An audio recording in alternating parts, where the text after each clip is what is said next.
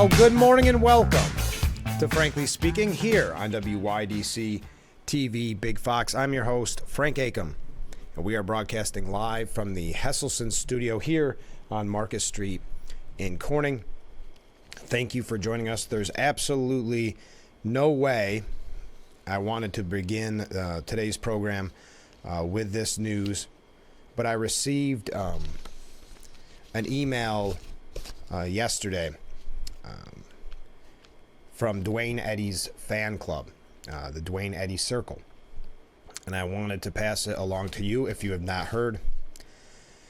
It is with a heavy heart that I must let you know that Duane passed away peacefully last night, so not on the 1st but on the 30th. Deed, his wife, is in our thoughts at this sad time. We will all remember Duane as being one of the few musicians who created a sound that was recognizable from the opening bars of his music. And we will always remember how much Duane valued his fans. When Duane met people after a concert, he would recognize many fans from meeting them on previous tours. I don't think any other musician of his stature would have been able to do that. Being a fan was almost like being a member of an extended family. We will all miss him so much. That's from Duane Eddy's fan club. You may recall just last week we were celebrating on this program his 86th birthday.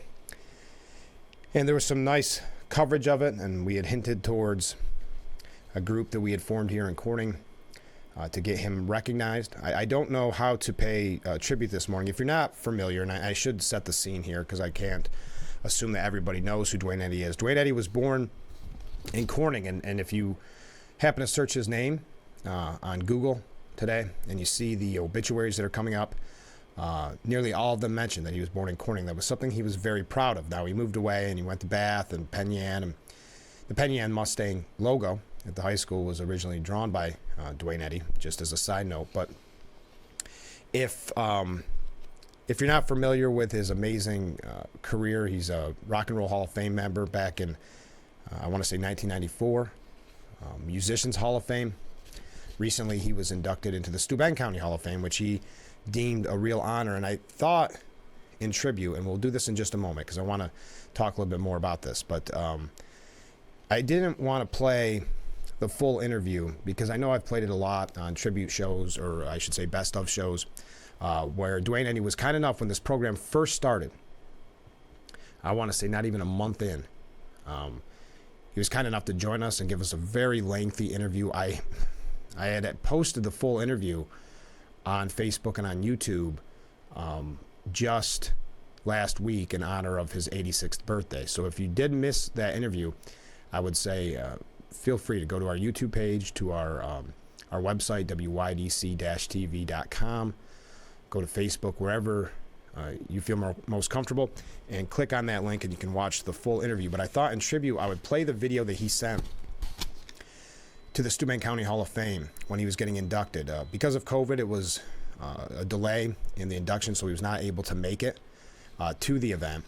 But he sent in, I think, a very nice tribute video. I keep saying tribute. A nice video to thank the people of Steuben County for honoring him and inducting him into the Hall of Fame. But Duane Eddy, the king of twangy guitar, the king of twang, has passed away at the age of 86. Eddy died of cancer at the Williamson Health Hospital in Franklin, Tennessee, as according to his wife, Deed. Now, Eddy sold more than 100 million records worldwide. Twang is what it was. His sound was defined as. It changed the face of rock and roll.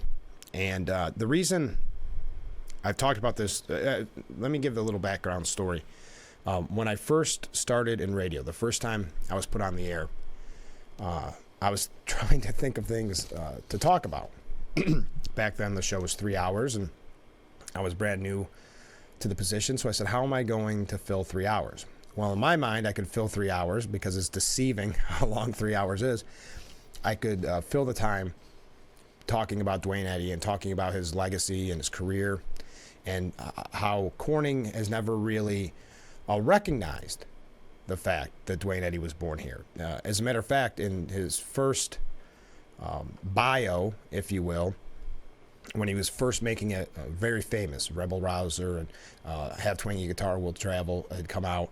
And in his first official bio, it said something to the extent, I'm paraphrasing, but Corning may not know that Duane Eddy was born there. And I always thought that was a shame, that not more was done. So I talked about it on my first show. I did not fill all 3 hours, but we recouped and talked about other things as well. Well, fast forward 10 years after that, on the 10-year anniversary show, I finally got in contact with Duane, and we had a great interview. And after that time, I'm honored to say, I say humbly, but I'm honored to say that we became friends. I got to meet him. He visited Corning. We had great conversations. I would talk to him and his wife, Dee. We took him over to Bridge Street where there's that mural with his likeness on it. And you may have seen those pictures. I think I popped that up on the screen last week for his birthday. And he was, to what the fan club was saying there, he was one of the nicest people. Checking in, I would email him. He would email me around holidays. But we talked every couple of months. And every once in a while, we'd have a very lengthy phone call. And it was amazing to hear the stories. I would kind of sneak a notebook by and write down some of the things he was saying because it was just so fascinating, being such a part of music history. And he was so humble about it, never bragging about his accomplishments or what he did, just talking matter-of-factly about his career and about some of the things he found interesting. I was, again, so happy that I had the opportunity to see him in concert when he was playing in Las Vegas. I went, it was him, the Stray Cats, and Jerry Lee Lewis, and his show was amazing. That was just a few years ago. I want to say maybe 2018, somewhere around there, and it was just an amazing show. And even this piece from the New York Post says, Eddy was born in Corning, New York. So he never shied away from that. He was very proud of it. I was watching an interview with him just yesterday after I heard the news, and it was with Ray Stevens. You may remember Ray Stevens. He had a show for a while, and same thing. He started talking about Corning and talking about the glass. He liked talking about being born in the place that's known for the glass, he would say. I found this kind of be a cute little story that the New York Post included in the obituary. Eddy was not a vocalist. As you know, he's the most influential instrumentalist, rock and roll instrumentalist of all time, the greatest of all time. Eddy was not a vocalist and sang in an interview back in 1986, quote, "One of my biggest contributions to the music business is not singing." So I will mention this again later on. I want to play that. I don't want to call it tribute. I just think it's worth playing. We'll play it after the break. And we are going to talk about the news this morning as well. But I believe that is news, and I'm not sure you'll see it everywhere unless you're tuned in with some of the national scene looking for things like that. It was on the relatively front page. I don't know how that works on websites of the New York Post. New York Times had a piece on it. Variety, I believe it was, Billboard, Rolling Stones, as I just showed you on the screen. So Corning native, Rock and Roll Hall of Fame member, and Musicians Hall of Fame member Duane Eddy has passed away at the age of 86. I just talked to him probably not even a month ago, and he said he was doing good and everything was, he was looking forward to visiting in our area soon. So you'll have to pardon me if I talk about this maybe too long, as we know that there's, it's not too long, but as there's so much breaking news going on with the protests and so much breaking news going on in the political scene, but we'll have plenty of time to talk about that in just a moment. So please bear with me and humor me for a moment as I talk about a dear friend that we lost in Duane Eddy, a proud Corning native. So when we come back from the break, I'm going to play you the video that he sent to the Steuben County Hall of Fame when he was getting inducted. And then that'll be our tribute, and then we'll get into the news of the day. So please stay with us. By the way, coming up, get your questions in. Coming up in the 7 o'clock hour, we will be talking with fan favorite, former Congressman Joe Sempolinski. So stay with us. This is Frankly Speaking here on Big Fox. And we are back with Frankly Speaking as we broadcast live from the Hesselson's studio here on Marcus Street in Corning, as I mentioned, and we are going to get to the news. But I want to, again, since Duane Eddy has passed away at the age of 86, I wanted to play this clip, again, to set the scene. If you were not at the Steuben County Hall of Fame inductions that year, I'm not sure if this has been seen. I don't believe I posted anywhere, maybe. But I thought this would be fitting so you could see how much it meant to him to be recognized, even a little bit, by his home area, that he was born in Corning, went on to achieve such great things, an amazing career. And it's also something to think about, because I know we have a lot of people out there that are music fans. I get the comments from you a lot.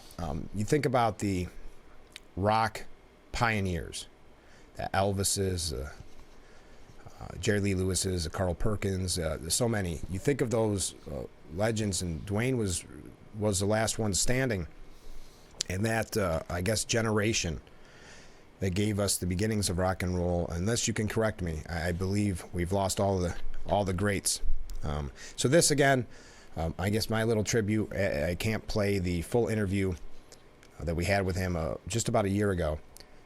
So I thought I would play this clip from when Duane got into the Steuben County Hall of Fame. Hi folks, I'm Duane Eddy, and I'm here to say thank you from the bottom of my heart for inducting me into the Steuben County Hall of Fame. I've had lots of honors in my career: Rock and Roll Hall of Fame, Musicians Hall of Fame, won a Grammy, this, that, and the other. But this is near to my heart because I was born in Corning, as you all know. And the first question I get through the years is, where were you born? And I say Corning, and they look and they think for a minute, and it sounds familiar, and I said, you know, where they make that beautiful glass. Oh, yes, I know, yes, Corning, oh, right.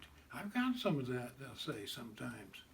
And so it's been as much of an honor for me to say I'm from Corning as it might be for Corning to say I'm from there. So anyway, I just wanted to personally thank each and every one of you for this great honor, and thank Frank Acomb for bringing it to your attention. And we were down there a while back. That reminds me, I was down there, and that street you have, the main street with all the shops, is just beautiful. I wish there was some way to get national attention to that, because people would flock there, I think, because it's such a great place. A lot of beautiful, lovely boutique shops and everything else, great restaurants, and another reason for me to be proud of where I was born. And so anyway, thank you, Brad. I won't take up too much of your time. I just wanted to be sure and know that you know that I'm very grateful for this honor, and thank you, thank you, thank you.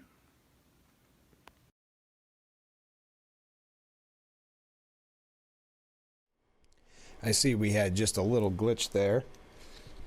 I think we're back going, but that's our tribute to Duane Eddy this morning. So, passing away at the age of 86, and our thoughts and prayers go out to the Eddy family.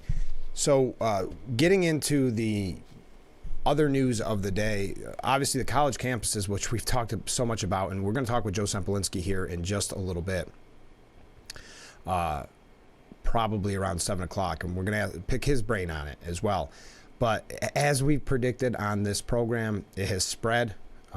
It is Columbia not squashing it early on has led to this happening on college campuses. As I mentioned, it is basically, it's become a fad.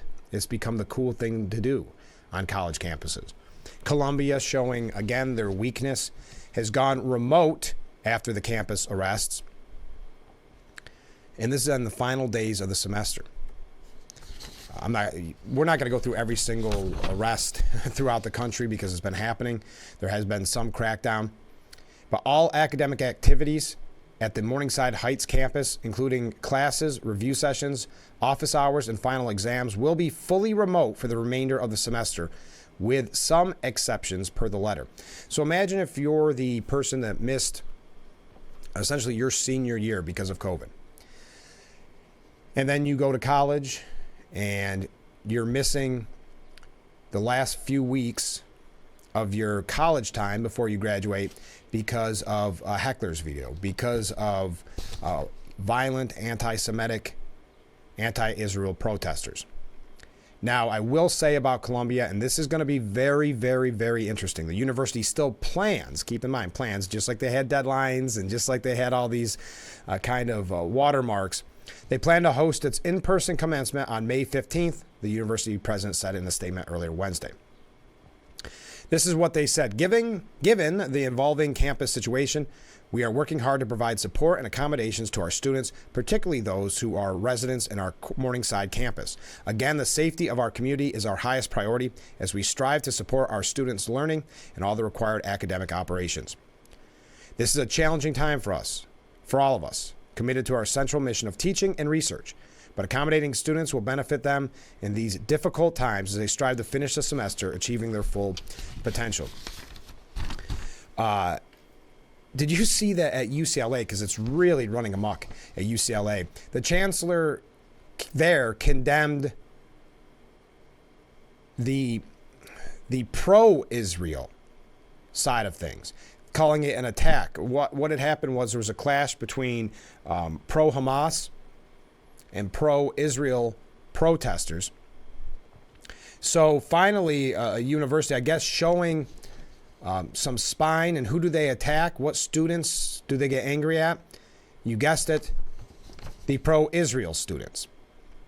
UCLA Chancellor Gene Block released a statement after the demonstrations escalated and broke out on campus. Violence erupted when a group of instigators came to forcefully attack the encampment that had been established there to advocate for Palestinian rights. That's a quote from Gene Block, the chancellor. So there were instigators, people that were on campus that were fed up with being scared, with being intimidated, with these encampments spewing anti-Semitism and hate. What did you expect to happen? At some point, people can only get pushed around so much. I'm not saying this was a positive thing. I'm not saying that it should have come to this, but you can understand why it did. And instead of talking about the people that have set up the encampment and what vile things have been going on at these encampments, instead of criticizing them, you criticize the group that had finally had enough. And think about that. When they were there in the encampment that was been established there to advocate for Palestinian rights. Is that what you would call that? However one feels about the encampment, this attack on our students, never mind the attacks on the Jewish students, this attack on our students, faculty, and community members was utterly unacceptable. It has shaken our campus to its core, and adding to other abhorrent incidents that we have witnessed and have circulated on social media over the past several days, further damaged our community's sense of security. The university is gathering information about the attack on the encampment. I want to express my sincere sympathy to those who were injured last night and to all those who have been harmed or have feared for their safety in recent days. No one at this university should have to encounter such violence. This is a dark chapter in our campus's history. We will restore a safe learning environment at UCLA.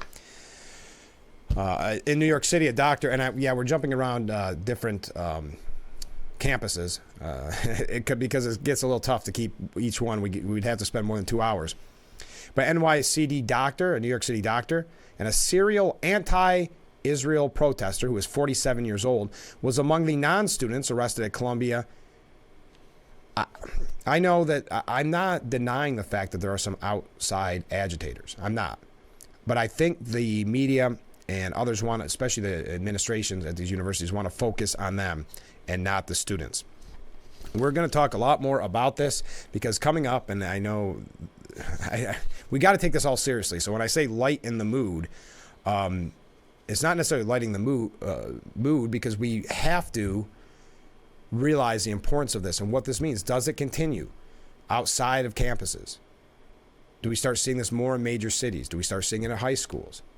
What does this mean, this anti-Semitism mean for, how do I word it, for the Democratic Party?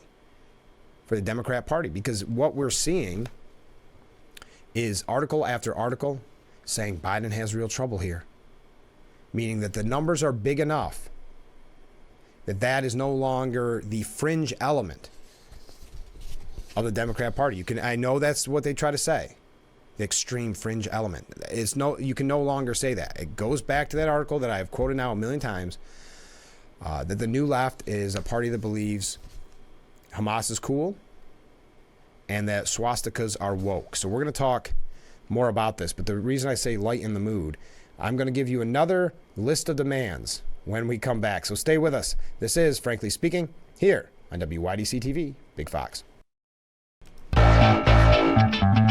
Our beautiful view overlooking Market Street as we broadcast live from the Hesselson studio. Thank you so much for joining us. Here's a comment from a viewer. My daughter works at University of Tennessee, and protests has started with a handful of students yesterday. Yeah, there's list after list. University of Buffalo, excuse me, had some arrests yesterday, 16 people. How about this? Again, I can't stand this term. Pro-Palestinian protesters arrested at Stony Brook. The list is growing, and that's why we said really from the beginning that we have to take this seriously, because it has become, unfortunately, a fad in a way. And I don't think that's a strong enough word, but it's become the cool thing to do. So the elitist students can take their selfies and get their videos and show that they care about the right cause. And unfortunately, the right cause to them is being anti-Israel, anti-American. But as I said, the anti-Israel, this is the UCLA protesters, have made some requests for some donations. Some seem to prepare for mob violence. They're looking for skater helmets, shields, wood for barriers, and elbow and knee pads. That was among some of the much needed tools requested by the school's Students for Justice in Palestine. And that they prefaced it, but I'm having trouble this morning, by saying it was to sustain its so-called UCLA Palestine Solidarity Encampment. We will not leave. We will remain here until our demands are met. It always goes back to demands. Our demands have to be met, and the demands are normally pretty outrageous. The defensive materials listed as urgent items, again, they were looking for donations, as well as headlamps, airsoft goggles, gas masks, and flashlights with strobes. Yes, this does sound like a peaceful protest, doesn't it? The group also asked for utility gloves with reinforced knuckles of various sizes, and this is why I say we can't take this lightly. They added that they needed pairs made especially for small hands. Okay. The request went on to list rope, zip ties. This is getting frightening. Electric and solar powered generators, as well as EpiPens, inhalers, lotion, and Aquaphor. I don't know what that is. Zip ties, rope. And I'm not saying it's getting scary. It's been scary for a very long time. But again, we're told that they're peaceful pro-Palestinian protests. A thing that I found really quite strange, when it came to food, again, this is their donation list that they are looking for as the anti-Israel UCLA protesters. For food, hot food for lunch, important all in caps, vegan food. This is the army here. Gluten-free food. Ice, okay. This in all, or not caps, but no is in caps, underlined in bold. No packaged food. Wow, talk about elitist. No coffee, no bagels, no bananas, no nuts. What? Talk about a weird, this is their demands. And then they have a fill in this form if you're interested in coordinating a meal. What? No sunscreen. They must be good on sunscreen. And maybe they're good on those other issues, or those other items. But why no packaged food? They just want hot food for lunch. Yeah, don't we all? So there, AA, AAA, C, and D batteries. That's a little scary. Now, you may say, well, it's for their flashlights or whatever. I don't know. You start throwing batteries. Okay, so there's their list of demands at UCLA. Oh, have you seen... it's been kind of interesting on this front. There's a fraternity that fought to protect the Stars and Stripes from an anti-Israel mob that was going to try to hoist the Palestinian colors. They're Pi Kappa Phi. Well, someone set up a GoFundMe page for them, and it has already raised $122,000. The idea being they want to throw them a big party. To throw this frat the party they deserve. Quote, the organizers wrote, commie losers across the country have invaded college campuses to make dumb demands of weak university administrators.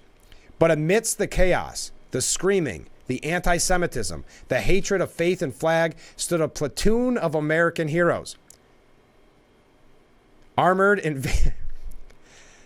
vineyard vines and Patagonia, fueled by Zin and White Claws. These triumphant bohemians protected Old Glory from the unwashed Marxist horde, laughing at their shrieks and wails and shielding the stars and stripes from Soviet missiles. $122,000. That's gonna be one heck of a party I'd like to go to. What had happened was a group of frat brothers grabbed the American flag to keep it from touching the ground, all while being pelted with debris and taunts from an angry mob from a peaceful pro-Palestinian protest.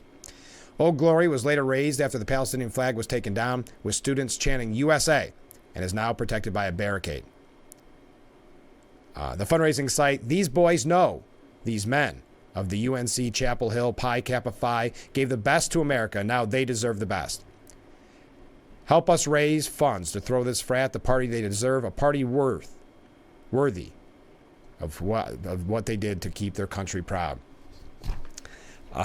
Did you see that the University of Tehran, there's a professor there, the University of Tehran, and he says that they'll support these protests and that he believes that these students will support Iran in an American conflict. Well, why would he think differently? I would tend to believe that they would support Iran as well.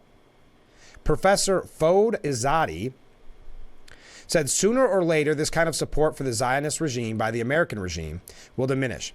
It might not stop completely, but its diminishing is important. This is why the demonstrators on U.S. campuses are important. So this is who supports the protests. Iran. We are watching the demonstrations, meaning the Islamic Republic. We are watching the demonstrations and like what we see, but it should not end with this. If not for the Islamic Republic, the case of the Palestinian idea would have been closed years ago. The idea of resistance belongs to Iran, but on the operational level. When it comes to recruiting connections and building networks, the Iranian state has not been involved in a sufficient level. These American students are our people. If tensions between America and Iran rise tomorrow or the day after, these are the people who will have to take to the streets to support Iran.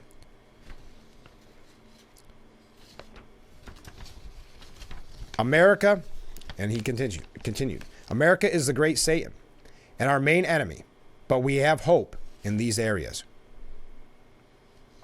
Quite rich to see the same regime that is fixated on torturing, blinding, executing its own college students. What? I don't even know why I'm reading this propaganda, but to give you an idea. Quite rich to see the same regime that is fixated on torturing, raping, blinding, executing its own college students is applauding the... Oh, I see. I'm sorry.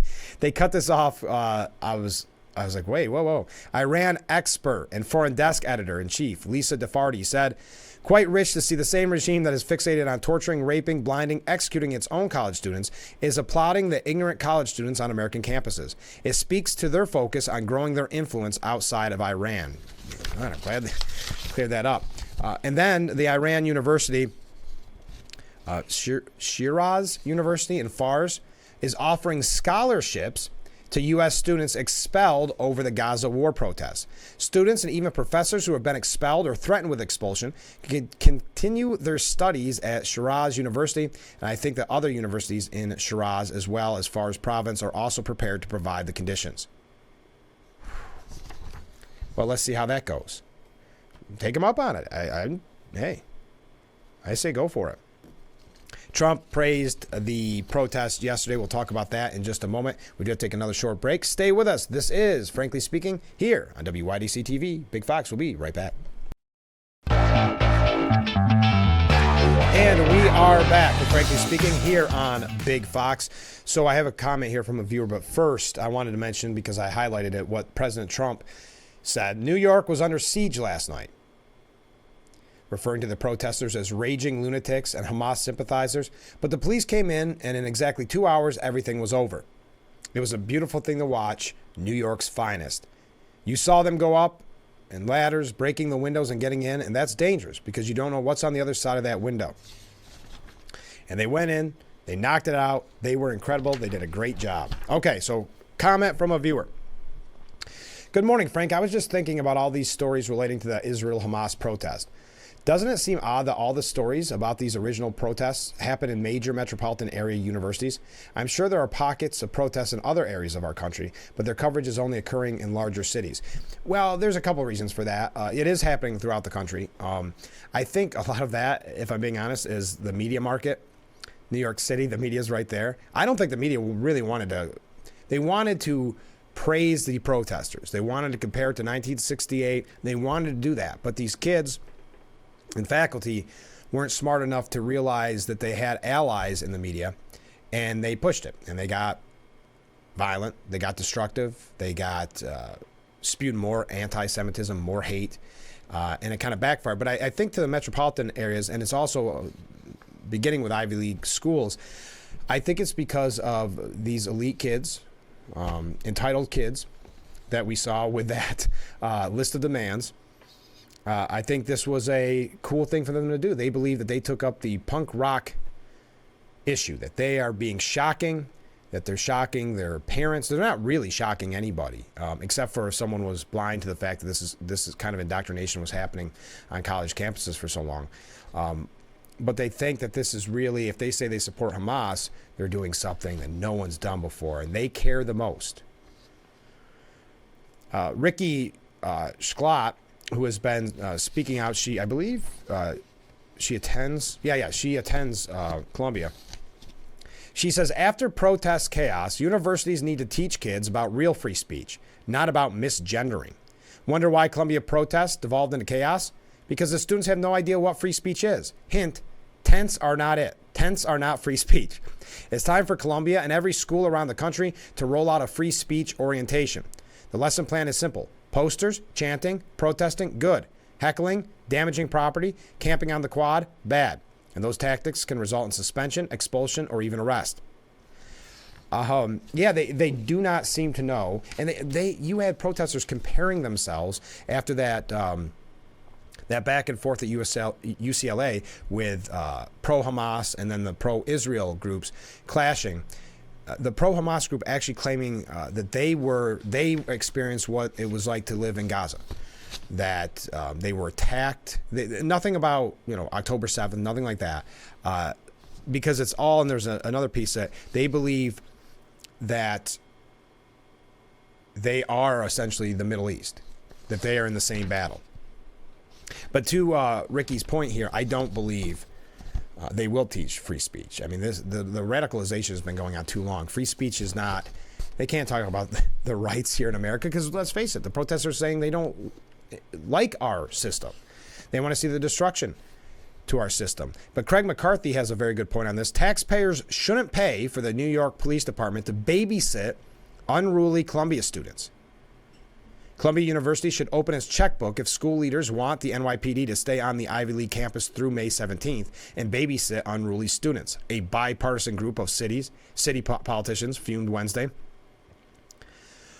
Columbia created this mess, and Columbia, not New Yorkers, should pay to clean it up. The 9 council members, led by Queens Republican Joanne Ariola, Minority Leader Joe Borelli, and Queen Democrat Bob Holden, wrote in a scathing letter to university officials. But it's a great point. They're not being paid to babysit. But right now, this will be on the taxpayer's dime. If the university wants cops to assist on campus, the caucus told school officials to contact the NYPD's paid details unit, which specializes in providing security for private places. You certainly can afford it, noting that Columbia's tuition costs more than $68,000 a year and has a $13.6 billion endowments. $13.6 billion in endowments. Right after this, we're going to go out. We're going to do assessment of the campus. Chief of Department Jeff Madry said during a press conference, we're going to make sure we speak with the campus officials, and then we're going to make a determination what kind of resources that we're going to put there. So we'll see if the university ponies up the money. William Bennett, you remember Bill Bennett, kind of a simplistic headline, but campus chaos and anti-Israel rhetoric reveals stark failures of today's higher education. Absolutely. It's something we've been talking about extensively here on the program. What is going on at today's university in terms of campus protests tells you that we have abandoned the single most important function of higher education, and that is higher education. People have forgotten that civilization is not self-executing. It has to be nurtured, protected, and taught. We're going to keep this discussion going, but we've got to take another short break because I don't want to run too late because we do have Joe Sempolinski, former congressman, current candidate for assembly, coming up in just a moment. So stay with us. This is Frankly Speaking here on WYDC TV, Big Fox. We are back with Frankly Speaking. So back to this piece by William Bennett. He said, given its current state, maybe we don't need higher education. Maybe parents and families don't need to sacrifice everything they have and sell or remortgage the house, scale down in every way possible, take extra jobs, scrimp and save to pay their kids' tuition, and get them through the college years by supporting them. My response, by the way, to the White House press secretary's repeated comments about believing in free speech and peaceful protests is this. Please stop. That's not what we're talking about. And that's what was so frustrating. I don't know if you saw her comments, but she must have said free speech and peaceful protests a dozen times. And that's not what the question is about. We're talking about what's happening on college campuses. The destruction, the violence, the breaking of the rules and laws. That's what we're talking about. But we are seeing rampant anti-Semitism. We're talking about things that are much more dangerous, things that are reminiscent of what went on before and during World War II. Rampant anti-Semitism, which many people said they never again see in their lifetime or permit. Never again? You've heard the statement. Never, ever again? Now, here we are. Why now or in the future would any Jewish student want to go to these college campuses? Why would they choose them? Why would they apply to these colleges as high school seniors and have their parents write huge checks to these schools given what's going on? And there is talk in some corners that now trustee retreats, alumni gatherings, and the like are going to be very lightly attended at some of these schools. People don't want to go back to their old alma mater.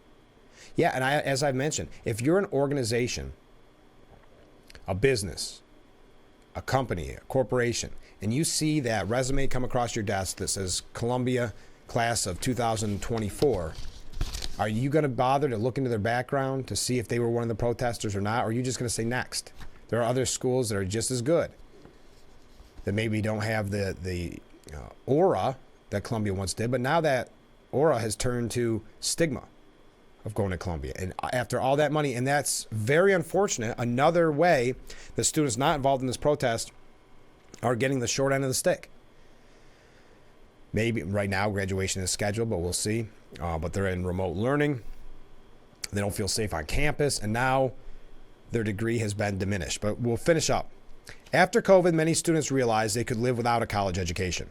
Now, after this big crack in the armor of higher education, it would not surprise me if we see many more students, more families, more parents realizing that as well.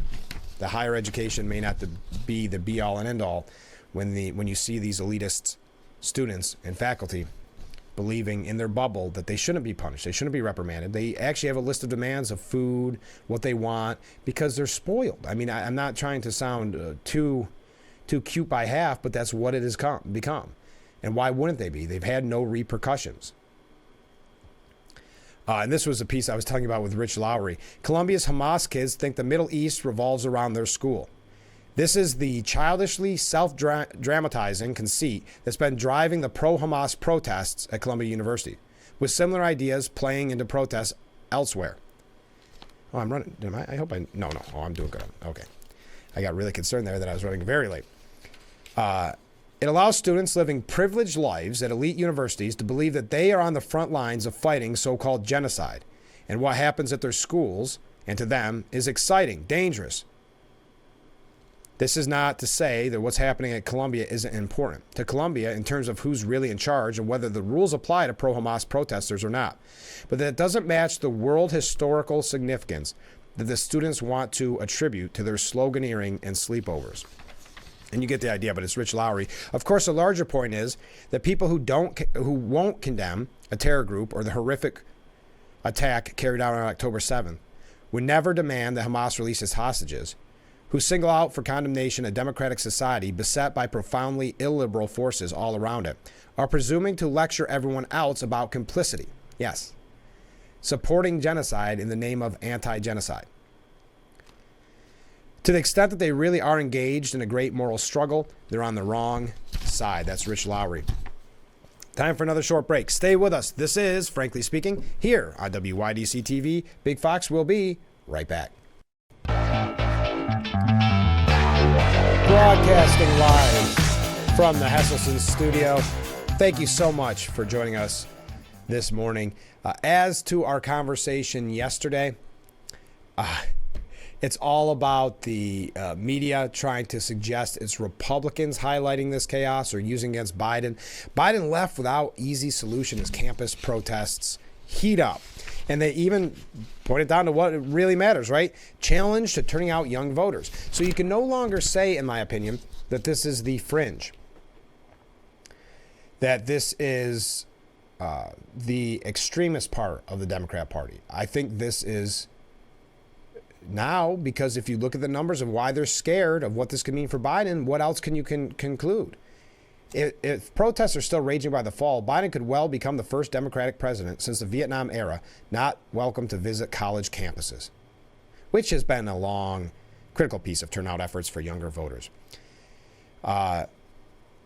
You get the idea. I mean, I don't have to go through all that. It's all about the votes at the end of the day. That's why you're going to keep seeing, and there's a piece today that says the ceasefire is make or break for Biden. But this goes back into, and I'm going to talk about this with Joe Sempolinski as well. But this goes back. Oh, there's the congressman right now. But Columbia University Hamilton Hall takeover gives the GOP political ammunition. So the conversation that we were having yesterday about this is all just drummed up by the Republicans to make Biden look bad. And we're going to talk about that with the former congressman in just a moment. Let's take our break, and then we'll start the second hour of Frankly Speaking, broadcasting live from the Hesselson studio. So please stay with us. We'll be right back.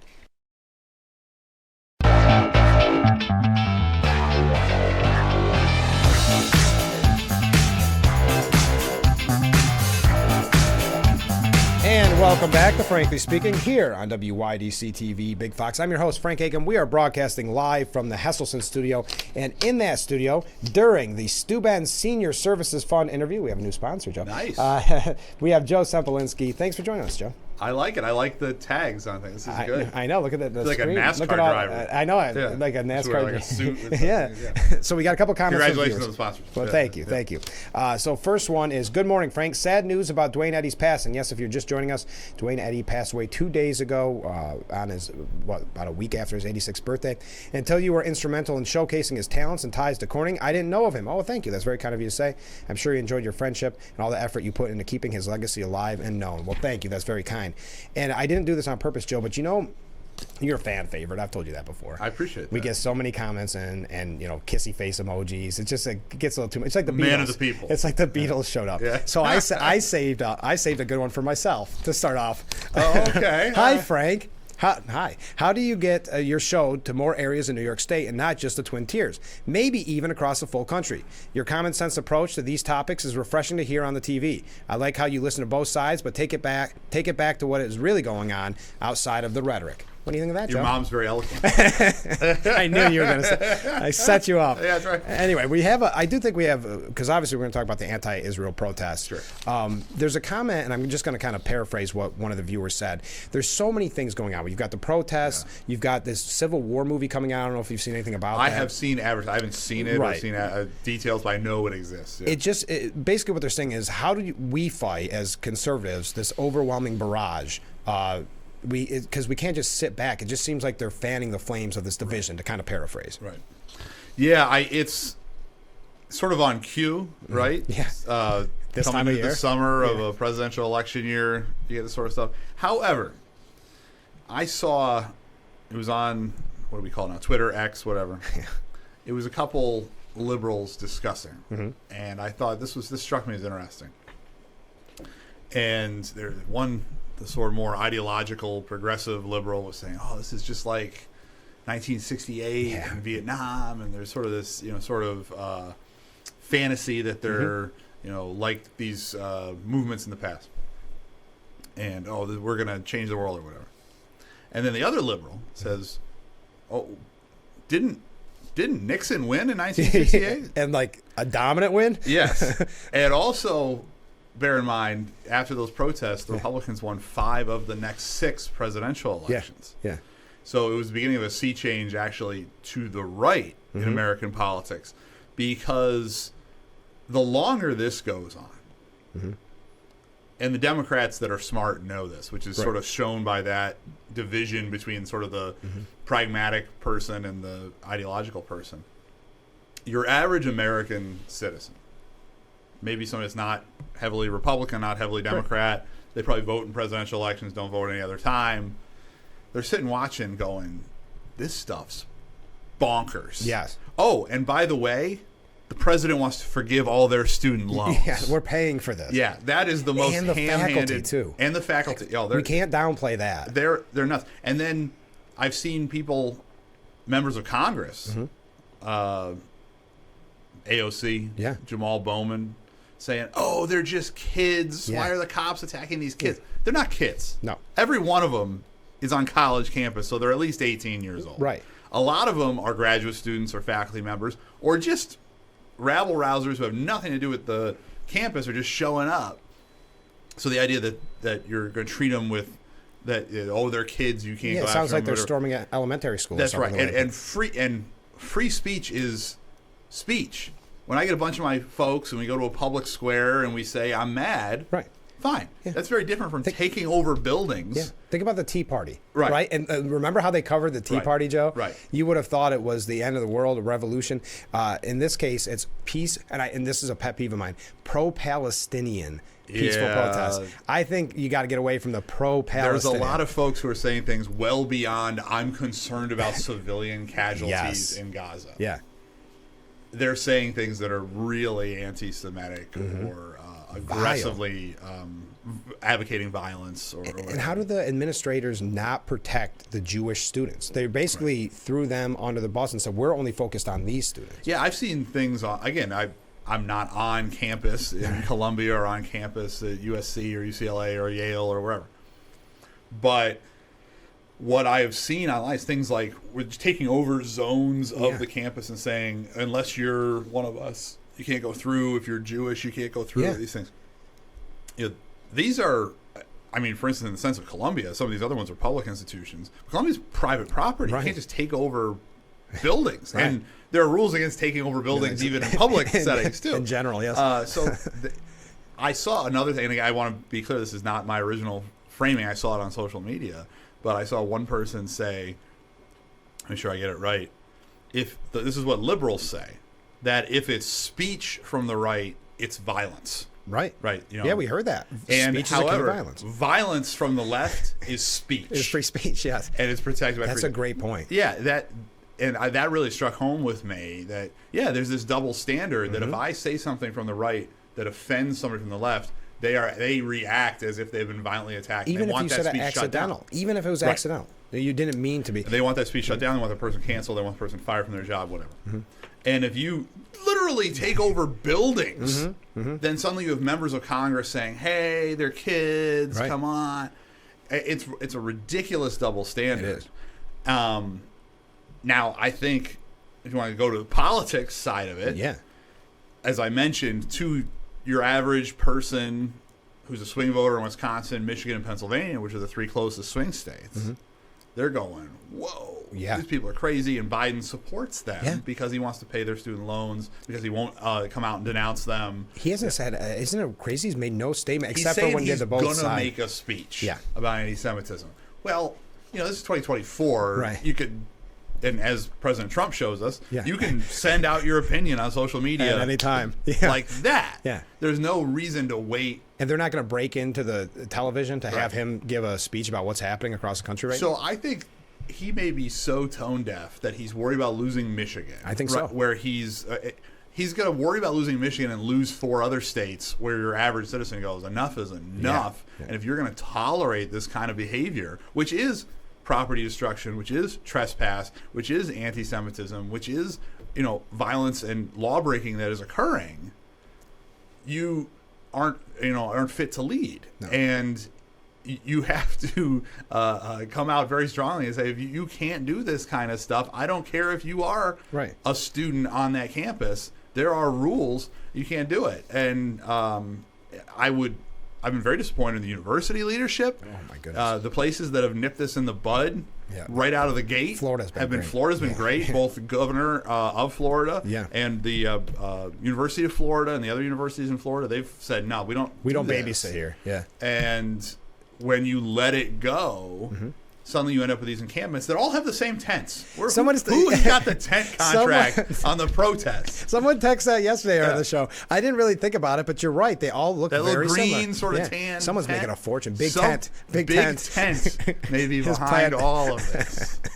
Do you think it's funny? I mean, none of this is funny, but how the media is so predictable that the headlines now read, Republicans use this to pounce on Biden. Republicans, as if we're making, it goes back to like inflation. We're making up the fact that we're paying too much for groceries. Oh, no. Yeah. They pointed out reality. Exactly. That's what they can't They're so predictable. You're absolutely right.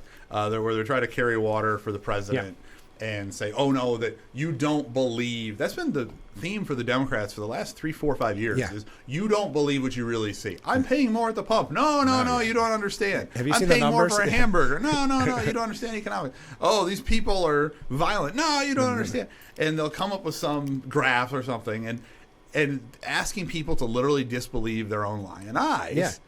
And it's so condescending, so insulting. We've talked about it on this program before. And in my opinion, it's just not a winning political strategy because people are not stupid. Right. People know what they're paying for things. People know when they see immigration situation, they can see it now in their own home areas. When they're public safety, God forbid you've had been affected by someone. Someone's a victim of a crime. Is that one's a big one at the state level in New York. That it's just some narrative from the right wing media that there's a crime spike or something. So people are not stupid. People will vote based on what they see and what they feel, and what they see, what they feel is what is the reality around them. Yeah. And how these national and state policies are impacting their day-to-day lives. They're going to vote that way.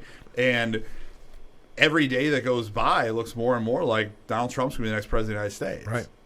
Do you think, Joe, we used to talk about, and the media talked about, the kind of the anti-Semitism in the Democrat Party was the fringe element, that it was the extremists. But now with every article talking about how this could really cost Joe Biden, as they call him, Genocide Joe, it could cost Joe the election, it's starting to look like those numbers aren't just fringe elements anymore. Yeah, I saw a tape, I think it was Alabama, where you had the protesters were chanting the not as nice version of Let's Go Brandon. Yes, exactly. Yes. And the counter protesters who in Alabama are like Republicans, they're chanting the same thing. So Biden is unifying America. But no, I think when something is 2% or 3% of your party, it's a fringe element. Yeah.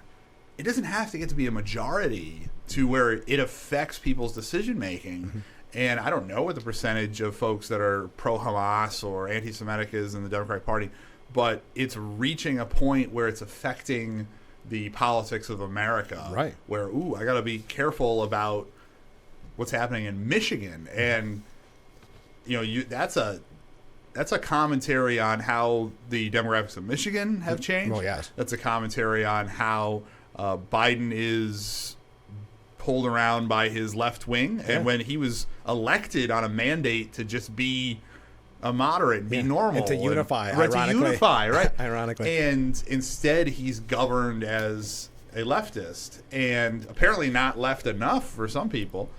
But it shows that this is not an element of the Democratic coalition that he can just ignore. Right. And what is troubling for him is I've seen polling where you say, all right, do you support Israel or Hamas in the war? And of course, it's overwhelmingly Israel. Now, the older the voter is, the more likely they are to support Israel. Sure. But even if you get to the youngest cohort of voters, it's still like 57% pro-Israel. But the problem is that's across the board. If you get to young voters that are Democrats, those folks have lost their mind. I know. And he needs them to get out to vote. to keep his enthusiasm up, keep his turnout up, so he'd be competitive in a general election. So he's in a political pickle. There was a great piece, and I keep mentioning on the show, so people are probably sick of it. But the headline of the piece was the new left thinks Hamas is cool and that swastikas are woke. When did it become?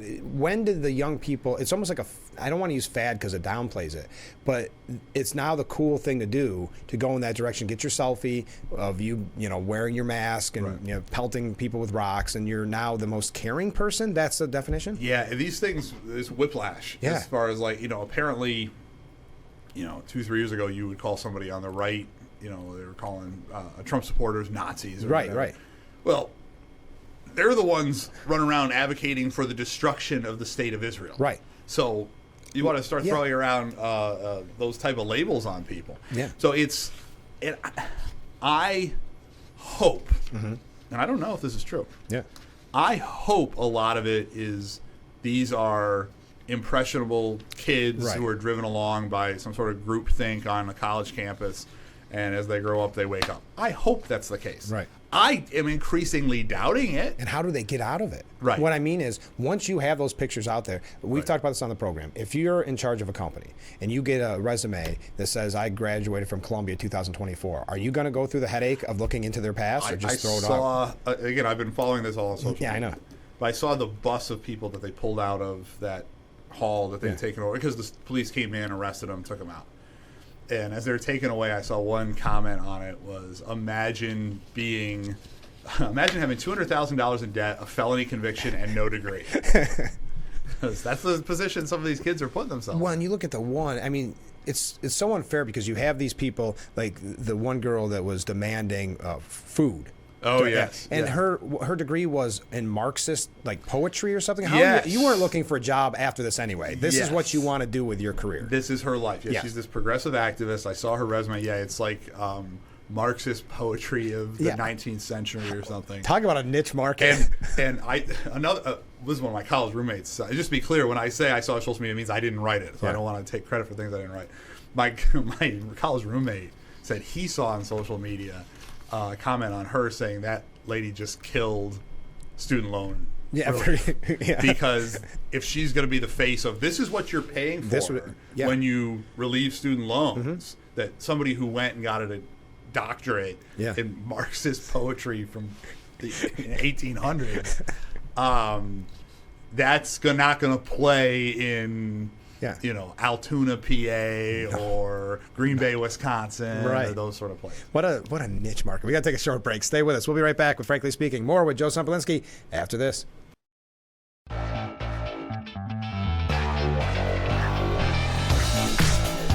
Our beautiful view overlooking Market Street as we broadcast live from the Hesselson studio. And this is the Steuben Senior Services Fund interview with Joe Sempolinski. Joe, I know we're not going to just focus on the anti-Israel protests, but there's so much going on, and we've got a lot of comments from viewers. So let's go through them. America used to be called the melting pot of the world. It's starting to look more like oil and water. Personally, I'm pro-America, and you do you and I'll do me. I wish everybody I think it's more a comment than a question, but I appreciate it and I concur. And I wish there was more things that did unify us as a cohesive country. And sadly, there are increasingly more things that divide us, and more of us living in sort of almost two different realities. And you're seeing that played out on these college campuses. So I do wish we could find some more things that we could all agree on. I know Mr. Sempolinski doesn't have the answer, but why does the government feel that they have to be the ones to forgive student loans? Isn't it incumbent upon these institutions of higher learning to ensure these students attain gainful employment in order to repay the loans these institutions accepted? And when these students do not attain employment, isn't it the fault of these institutions of higher learning?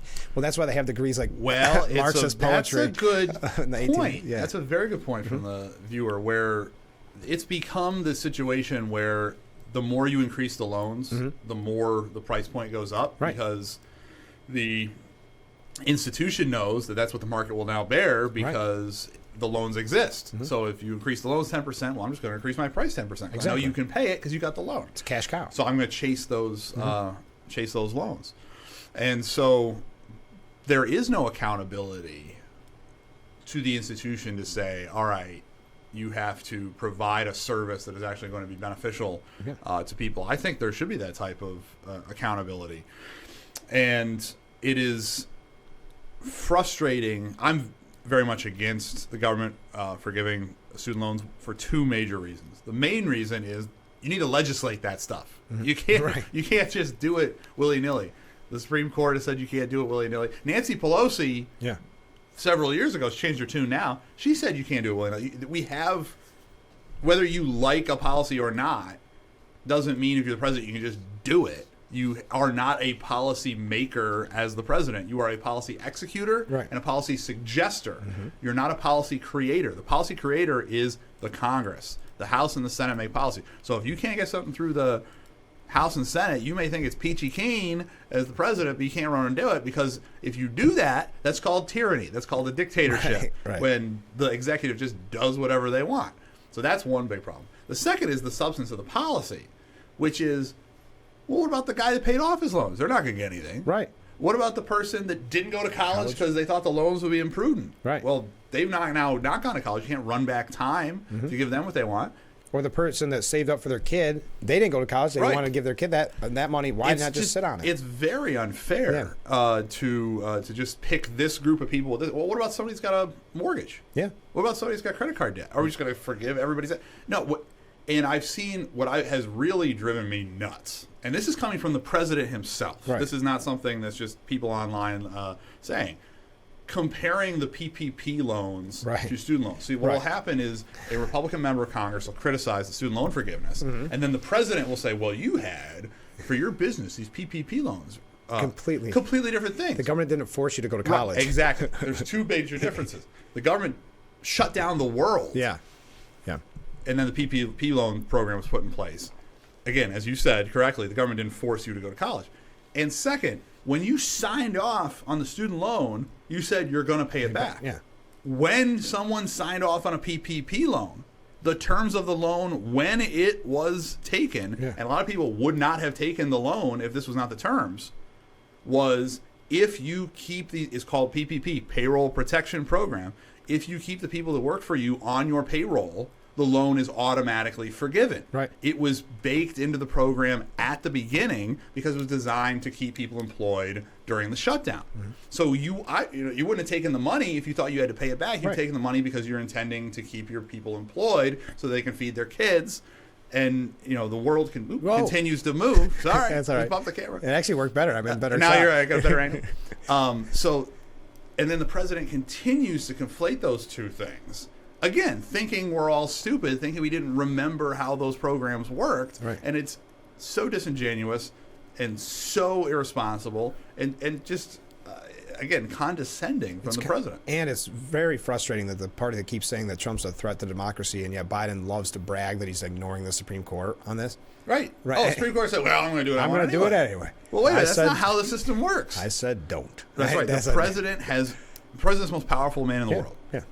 But his power is limited. He is not a dictator. Again, he executes policy and he suggests policy. He does not create policy. The policy of America comes from the Congress, not from the president.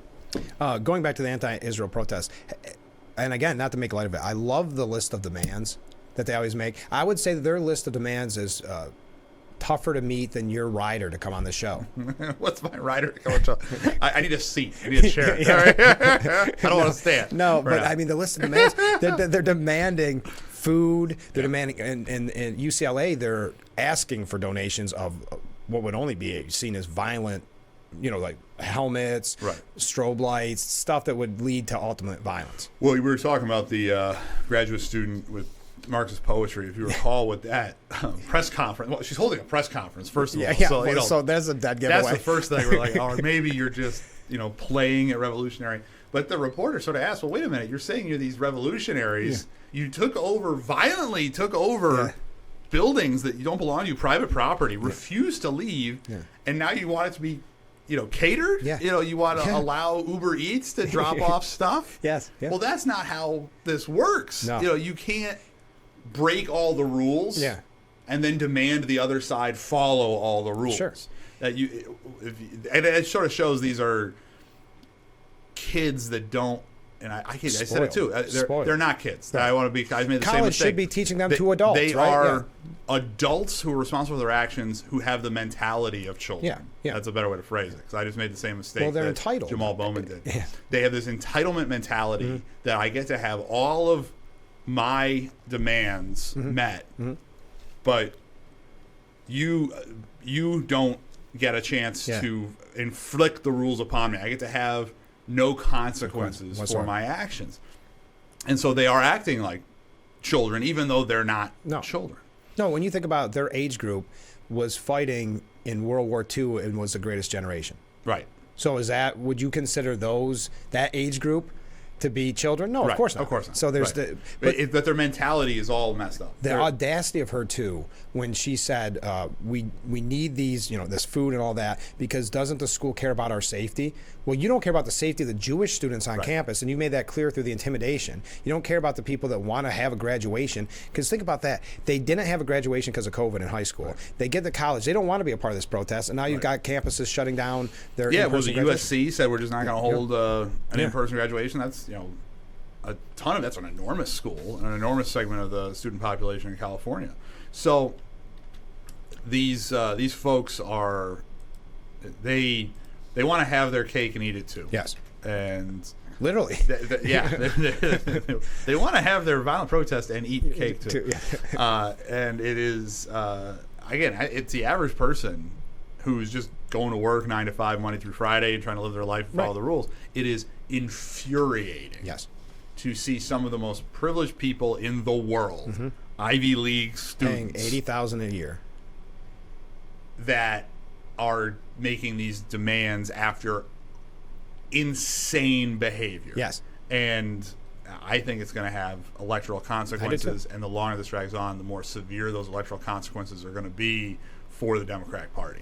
One more comment before we go to break, and I want to apologize because we have so many great questions coming in, as always, when Joe's our guest, so we may not be able to get to all of them, but I thought this was a good one. Your thoughts, and mine, which is nice, on Mayor Adams' remarks on his love of America suddenly. Just curious, did he not know that defunding the police, what that would mean? Did he not know that the open door to unknown illegal newcomers would create chaos? A little too late and disingenuous, in my opinion. So more of a comment, but I agree. Yeah, so Adams is an interesting person. Yeah.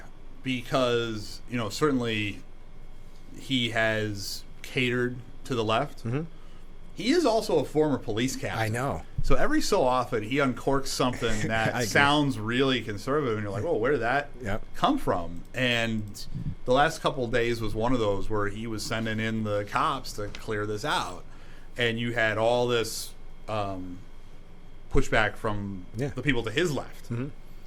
But to the point that the viewer is making, you have these mainline Democrats, sort of establishment Democrats or less crazy Democrats or whatever. Maybe it's Adams, maybe it's somebody else. And they'll say something, that sounds sane, like, "Oh, and I don't like this." Well, then why do you keep catering to that? Right, exactly. Why do you keep signing up to be on the same team with that? And it sort of begs that question. And so, Adams, for a New York City Democrat, that's a big four, right, is a little bit more law and order because of his background. But he's all along, you talk about he complains about the situation with migrants, but he had no problem with New York City becoming a sanctuary city. So it's this sort of disjointed cognitive dissonance that they can't sort of realize, well, all these things I'm complaining about, that now these problems I have to deal with as mayor or whatever position I have, my allies who I supported are the ones that are creating this problem, and I can't quite put that together. Well, we got to take a short break. Stay with us. We'll be right back with Frankly Speaking here on WYDC TV, Big Fox.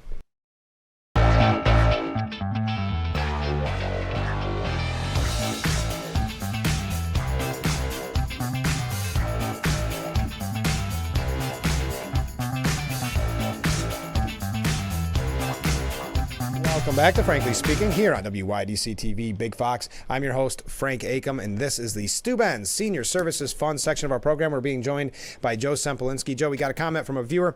If the Democrats would stop bribing for votes and fight to keep the support they still have, they'd be further ahead. They should get popular, more moderate quality candidates to run. They want to shove fringe unpopular ideas down our throat all the time.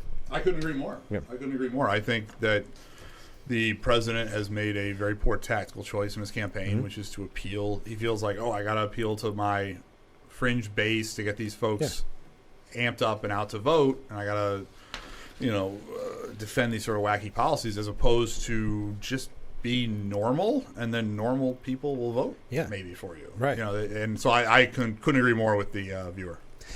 One other thing I said, we're going to move on from the anti-Israel protest, but if we look at, I know I talked about this with you last time, isn't it fascinating how history repeats itself, that the Democratic National Convention is going to be in Chicago? Yeah. There's something what weird Frank about is that. referring to, for those who are students of history or not students of history, is in 1968, the Democratic National Convention was in Chicago. And, of course, there was enormous amounts of anti-Vietnam protests that were going on. And the Democratic Convention was nominated, was Hubert Humphrey, right? Yeah, He was the I think so. Democratic nominee. And he was sort of this mainline, continuing the Johnson policies, Democrat, and the far left didn't like it. So you had literally a split screen on the TV of speakers at the Democratic National Convention and riots in the the street. Chicago police just beating the crud out of protesters. Mayor Daley on that one. Mayor Daley was cracking down. And that was not the look that the Democratic National Committee wanted, obviously, and it sort of showed the division within the Democratic Party. And of course, Richard Nixon was elected president that year. So it is, they're very reminiscent. History, And I don't think I don't like how the media tries to compare these protests to even anti-Vietnam protests or civil rights. I know they've been trying to do that. You can't have people screaming that they're for more October 7ths and pro-Hamas and attacking, asking for the eradication of Jews and Israel. That's not the same. That is not the But same. there's something about the Democrats, I think it's what they're taught in schools, indoctrination, that war protests in the 60s were the greatest thing. That if you're a journalist major and you're Woodward Bernstein, you can bring down a sitting Republican president, you are on the Mount Rushmore. Right. There's that weird, and I don't get it because they're all pretty much aged out, but there's that nostalgia factor for that. There's a nostalgia for that, and also there's sort of this uncritical acceptance that whoever appears to be the underdog is the good guy. Right, yes, that's a good point. Right, and they say, well, Israel's, this prosperous society, and the Palestinians, they look like they're the underdog, so they assume incorrectly that their terrorist wing, Hamas, must be somehow the good guy. And that is such an uncritical way of looking at the world. Yeah. That you have this sort of gut reaction to who looks like what you think should be the side you should be on. Yeah. As opposed to sitting down and thinking about each particular situation. And guess what? The world is full of shades of gray, and there aren't a lot of people that are 100% good guys or 100% bad guys, because the world's a pretty flawed place. Yeah. And, again, you have these folks that I think you're right, are brought up by the descendants of the folks that are protesting in previous iterations, and they want to be like them, and so they're looking for a cause, and when they find something that sort of looks like that cause, they latch onto it without a lot of critical thinking. Did you ever imagine you'd see a time where it's cooler to be out protesting and screaming at the top of your lungs all day, intense, disgusting, no hygiene, than it would be to go to like a frat party? Yeah, well, did you see these frat guys at the one I was campus? talking about $122,000 they've raised. It was over $200,000 this morning. Oh, was it really? Yeah, okay, it was late like news. 211 or something. That's gonna be a party. And they were protecting the flag that was going to be pulled down, and it sort of shows. Again, your average Nixon. We'll go back to the 1968 election. Nixon referred to his supporters as the silent majority. Right. And I think the silent majority still exists, and it still is the majority. And it's your average person that just wants to follow the rules, go about their everyday life, and they see what's going on. They're cognizant of current events. They're not maybe super political. Right. And when they see things go completely awry, they go, "Ooh, wait a minute, there needs to be a correction." And that's how this 1968, if you use that as a comparison point, which I agree, it's not a perfect comparison point. Right. But if you talk about mass protests, and then there's this snapback to a more conservative electorate, that silent majority also still exists, and you see it in things like this random GoFundMe for these dudes. I know. They compared him to the get almost $250,000. Have you seen the memes? Yeah, I've seen the bro memes. Yeah. Anyway, let's move along here. So, is there anything, and I'm not a fan of this, is there anything to Marjorie Taylor Greene's push against Mike Johnson, do you think? I would not remove Mr. Johnson. I like Mike Johnson. May, as a human being, I like Mike Johnson. In May, by the way, before in an election year? Oh, yeah. Yeah, that's great. Come on. We're talking about just practical politics. Yeah. It gets really tough. And he is a good guy. I'm sorry. And have I agreed with every decision he's made? No. I don't know of any politician that I agree with every decision they make. No. I don't know of any person I agree with every decision they make, including my family. There's nobody that you agree with all the time. But is that the best thing to advance conservative policy? Is that the best thing to get Republicans elected? I would say certainly not at this time. And if you disagree with Mr. Johnson, then feel free come the beginning of the next Congress to vote for somebody else for leader. These are renewable positions. Every 2 years you have to vote for who the leader of the conference is, whether you're in the majority or the minority. And so that would be the time to handle it. And that's what I felt about Kevin McCarthy as well, where there's things Kevin did that I didn't agree with all the time. But, a member of Congress is elected to a fixed 2-year term, the actual underlying members of Congress. I think it is better to operate the same way with the leadership, where you have that evaluation every 2 years and you let the 2 years play out. Because if you're just going to pull the ripcord all the time, as soon as somebody does something you disagree with, you're not going to be able to have anybody lead. So I respectfully disagree with those who decided to vacate Mr. McCarthy's speakership, and I respectfully disagree with those who want to vacate Mr. Johnson's speakership. And you notice they're not the same people. No. The two that are really pushing to get rid of Johnson are Green and Massey. Yeah. They were some of McCarthy's biggest supporters. So you have to ask yourself, how much does that dynamic play in? And then the 8 that pushed to remove McCarthy, none of them are signed on to remove Johnson. So some of this is also internal dynamics of the Republican conference, which we do not need. And that's my understanding, is that is President Trump's position. I, from what I understand, obviously I haven't talked to him about it. But he wants to have a unified Republican Party as best as he can going into the general election. He just met with Governor DeSantis. Yeah. Sounded like a great meeting, too. A couple by all hours. reports, there's been nothing negative coming out since then. So, and I think either one of them would say if there was something negative coming out. So, in the early summer, late spring, going into a general election, what you're trying to do, especially when the nominee is selected so early, is build unity. And this is not doing it. That doesn't accomplish that, just like some of these things. And Biden's in the same position. He's trying to build unity, and that's going even worse. Yes. So different levels. But that is the season we are in right now, is the unifying going into the general election season, and things that distract from that.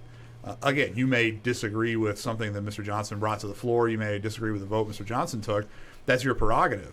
But the way to handle that is on the regularly scheduled leadership election cycle, not this willy-nilly removal of leadership. We got to take another short break. Stay with us. We'll be right back with Frankly Speaking after this. And we are back with Frankly Speaking here on WYDC TV Big Fox, broadcasting live from the Hesselson studio. And this is the Steuben Senior Services Fund section of our program, as we are being joined by Joe Sempolinski. Joe, I think this was a brilliant idea from RFK Jr. Hey, Biden, why don't you just drop out and make me the guy? Yeah, I mean, that would be the argument I would make, that all my opponents should drop out. I think to unify every candidate ever has asked that question. Would like that. I'm sure Donald Trump would like both Biden and RFK Jr. to drop out. That's funny. But I think the argument he was making, and again, he's one of the more unusual dudes that are around. His argument was that he is a stronger one-on-one candidate against Trump than Biden is as a one-on-one candidate against Trump. Now, I don't know whether that's true or not. Well, he said they can both split the cost, but they'll do a poll of swing states. Yeah. I think it was swing, and whoever comes out with the best numbers gets it. Yeah, I don't think Mr. Biden's going to go for that. Maybe. Good try, I guess, it was worth a shot. Mr. Kennedy. But he is... If you look at the polls, one day it looks like he's hurting Biden more, and the next day it looks like he's hurting Trump more, and he's sort of this unpredictable element Yeah. in the election, which sort of makes it interesting. And if he's a third-party candidate that gets 10, 12, 8, 15% of the vote, and he draws fairly evenly from both candidates, it becomes utterly irrelevant. But as soon as it tips one way or the other, Yeah. and again, it sort of depends week to week as to which way that's going, it could be determinative. Oh, yeah. And because right now you're looking at sort of a 2-point election.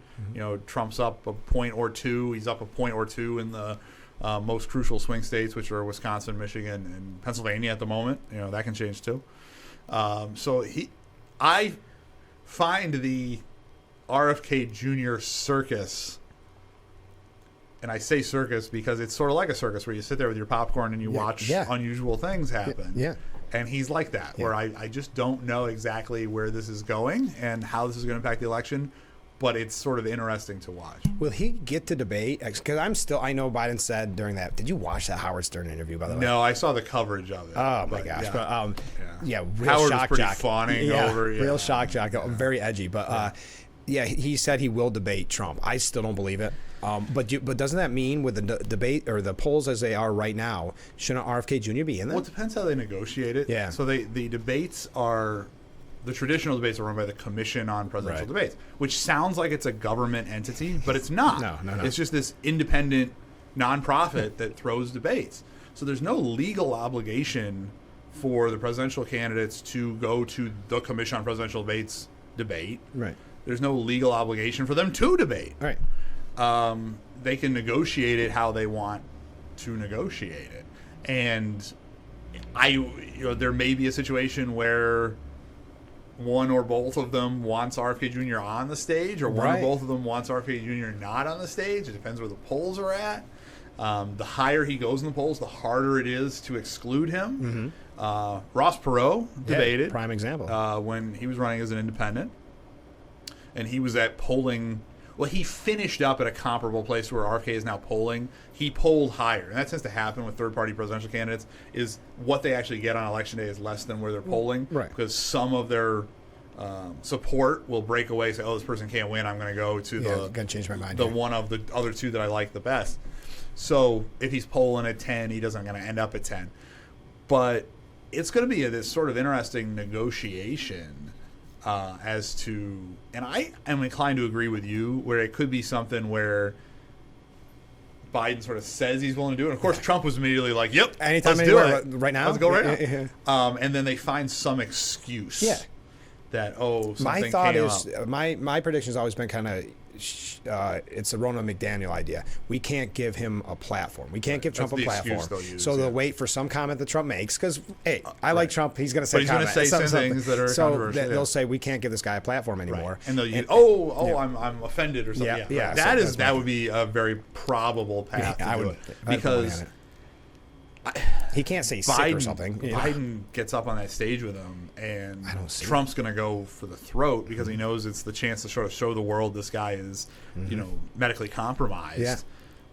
Yeah. There's going to be a very serious discussion within the Democratic committee and within the Biden campaign as to whether you put Joe Biden in that situation. And I agree with you. I think they'll be very tempted to find an excuse to keep him off that stage. It's easy for him to say yes, he will in April on Howard Stern's show. Right. Why did he not? See, this is why I was running late on break when you're here. Why did he not do the Super Bowl interview? I mean, I still don't understand it because you look at that. Howard Stern was basically what the Super Bowl interview. Right. Like, I've never been more proud of my life of a I mean, it was pathetic. But yeah. Anyway, there's plenty of folks that'll give him softball questions. Oh yeah. Did you see Nancy Pelosi calling Katie Tur a Trump apologist? That one I did see.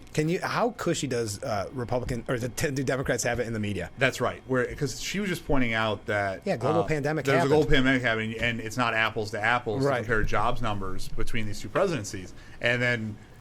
But yet the Democrats have gotten so addicted to soft coverage that when they get a fair question, they react as if it's some sort of hit. I mean, MSNBC, Katie Tur, and even Katie Tur says that the show that they're biased says, I don't think anybody would call me that. Right. Yeah. I mean, it's not like she was going on Newsmax or something and getting something from the right. It was exactly.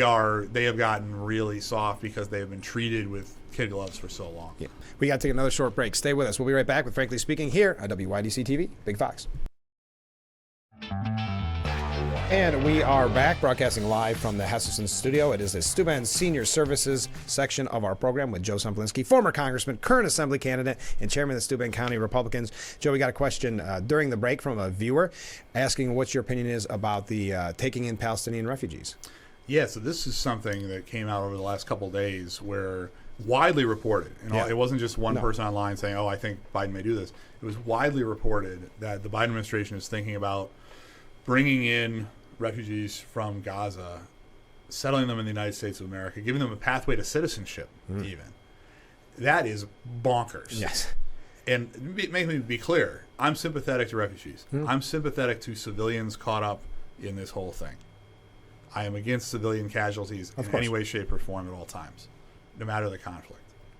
But doesn't it make more sense to settle people closer to their home, in the Middle East, as opposed to bringing them to the United States of America? Yeah. Doesn't it make more sense to settle people in a Muslim country that is culturally closer to where they're from? Sure. Egypt has a border with Gaza and has locked it down. Yes. They won't let anybody out of Gaza. They could flip the switch tomorrow and let all the civilians into Egypt, and you would have mitigated the vast majority of any sort of humanitarian crisis that's going on in Gaza. Yet I don't see these protesters attacking Egypt. No.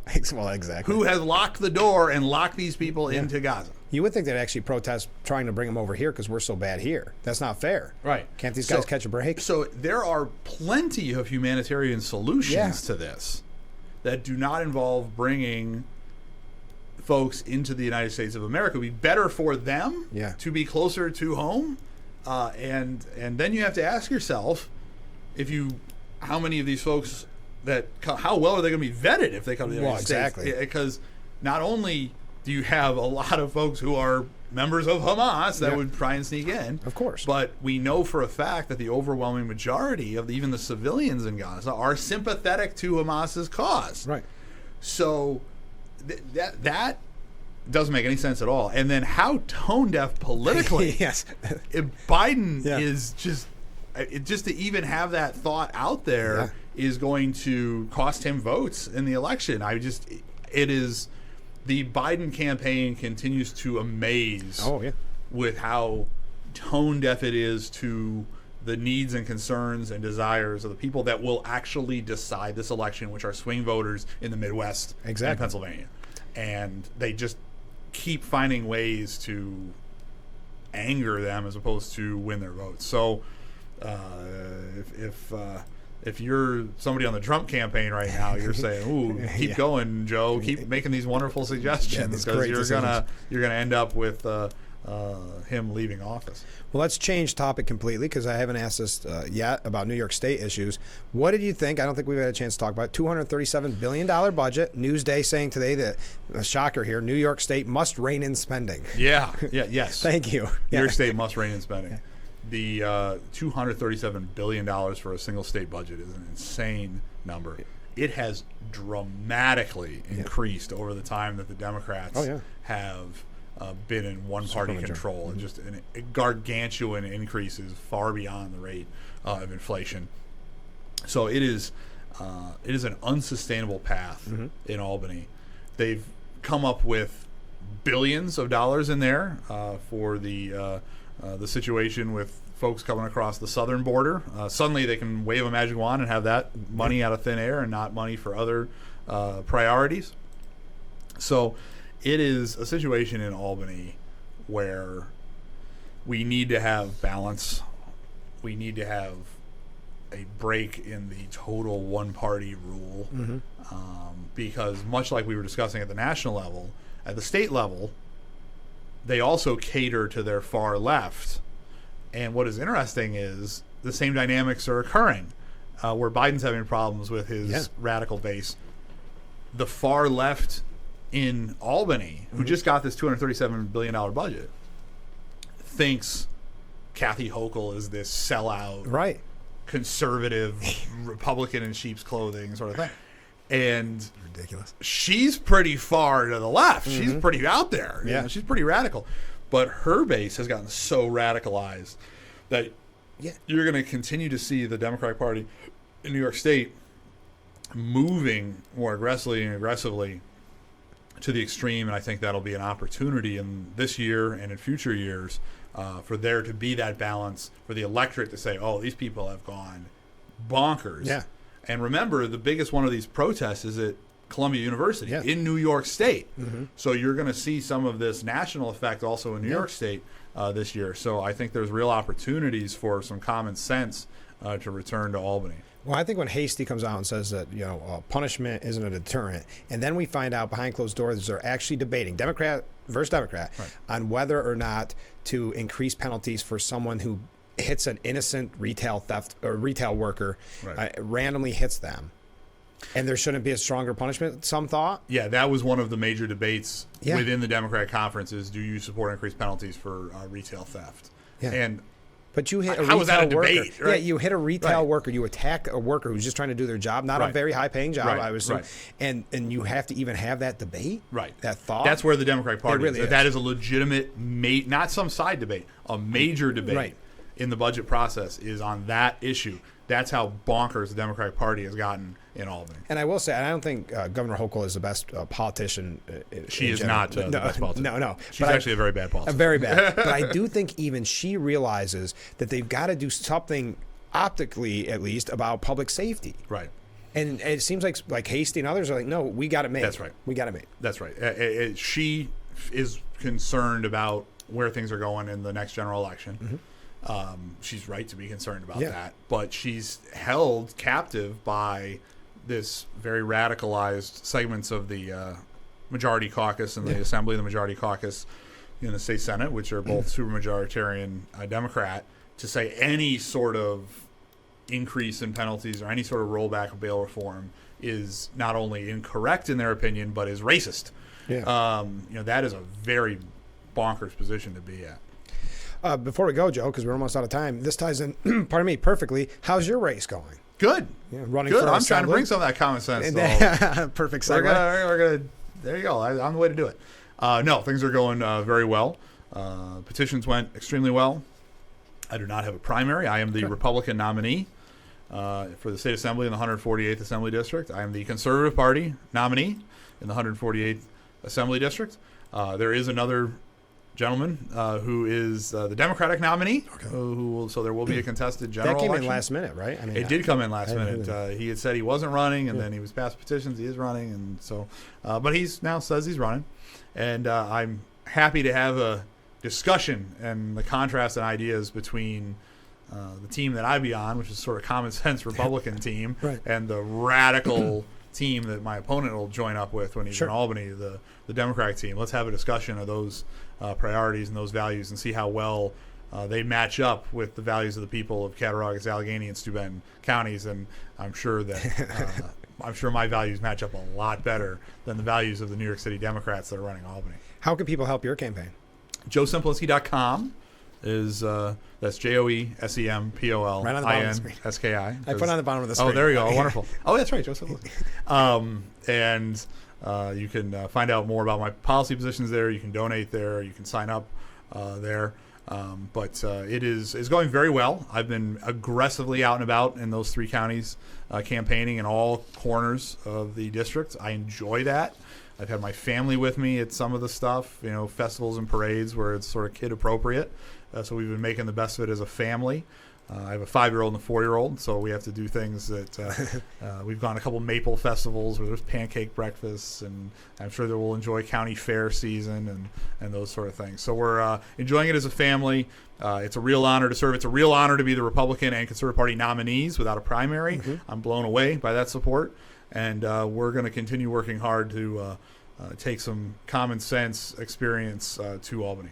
So we've picked the brain of a former congressman. Now we've talked about current assembly candidate. How about chairman of the Steuben County Republicans? How'd the petition season go for everyone else? Yeah, petitions are good. The day we talked to you was the day right before. Remember, everything was officially done. Yes. And remember I said, at the moment, I don't think I have an opponent, but I don't know what's going to happen. Yeah. I shouldn't have said anything. No. Because that's exactly what happened. The petitions got mailed in at the last minute.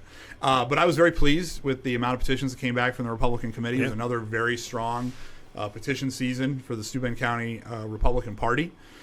So I'm excited about the ticket that we're going to have. We now have a split in the congressional districts. We're the 24th districts in the northern part of Steuben County, 23rd district, southern part, but all of the county still is in the same Senate district, and Senator Romero is unopposed, so he's going to get reelected. Mr. Palmisano is unopposed, so he's going to get reelected. The other two assembly districts, including the one I'm running for, there is no primary, but there is a general election. Okay. So if you're in southwestern Steuben or northern Steuben, there will be a contested assembly election. Sheriff Allard is unopposed, but he's running like. He's. I'm co-hosting a fundraiser for him. I know. I got the mail. He's not messing around. No. I admire the sheriff for how seriously he takes this stuff. Yeah. Every countywide candidate should act the way Jim does. And then at the moment, it looks like we will not have a primary for county judge. Okay. That it looks like Mr. Tunney will be the only candidate. Okay, so that changed up a little bit. Yeah. But we talked with Sheriff Allard not that long ago. I'm out of time, but he generally likes the petitions season. It gets him out and about. He loves it. He's a working sheriff. Yeah, he's talking to the folks, and he's should be praised for that. Yes. I am out of time. I want to apologize to everybody who sent in questions. We just didn't have enough time. You get so many questions, Joe, that it's great. I love we don't have time. That's the best part. Who knew 2 hours would not be enough? 3 or 4 is where we need to go. Closer to November. Extended edition. 18 hours, frankly speaking. But thank you to everybody who wrote in. Thank you to for all the nice comments about Duane Eddy. If you're just tuning in, he did pass away. Wanted to mention that to you as we talked about it this morning and paid our tributes. Joe, thanks for giving us so much time, and we'll have to do this again soon. Absolutely. It's always a pleasure. All right. Join us tomorrow morning starting at 6 a.m. for Frankly Speaking.